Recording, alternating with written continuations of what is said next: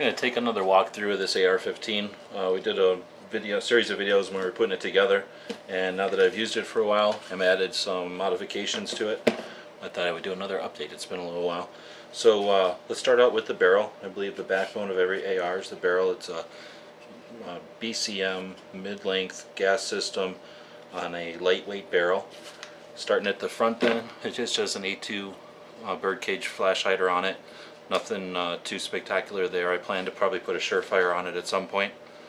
On the hand, it's just got the standard A2 front post up there. It's got the mid-length gas system. This one has a Magpul Green Handguard on it. Very inexpensive Magpul illumination kit. Brings the rail up forward like this. I've got a Vtec light mount, really inexpensive heavy-duty light mount. Surefire G2 with a push-button switch on the back. I've rigged up this thing with a piece of Kydex so that I could mount the M9 bayonet when I'm not using it. Most of the time I have it on the gun, but if you put it in a safe or something, or just for storage or whatever, to shorten it up and keep the bayonet out of the view. Got this custom Kydex thing on the side. It's still in the middle of being built, so it's sort of a prototype. Cut down a Magpul Vert grip. I don't really like Vert grips.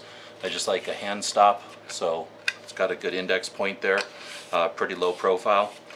It's got a standard sling swivel with a Vtec Sling, and I just use a HK hook here on the front. It makes it a little noisy, I guess, but pretty inexpensive and hard, really strong.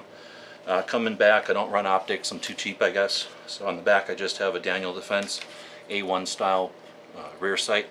So there's no knobs or anything to accidentally adjust. It's got two peeps, of course.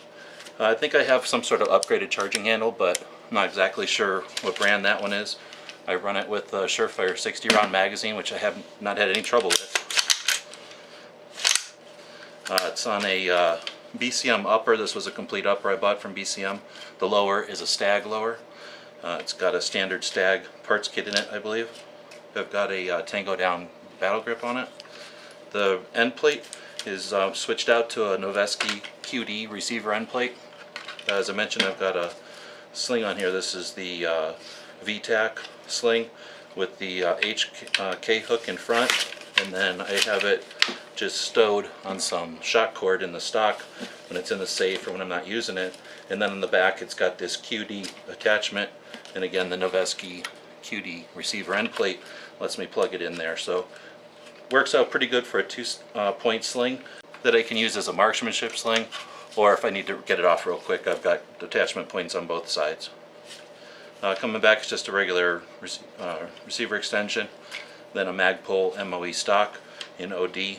I've got a bunch of shot cord run through it.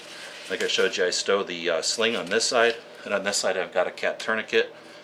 I think that's about it.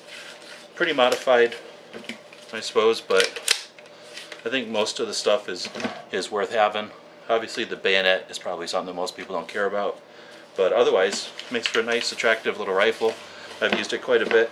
It shoots just fine, and again, for easy storage, it's something that I can keep in the closet, and it's ready at a moment's notice. So, hope you enjoyed that quick tour of this AR-15. I'm sure you'll see it again in the future. If you have any questions, comments on it, feel free to leave them in the place below. Thanks for watching.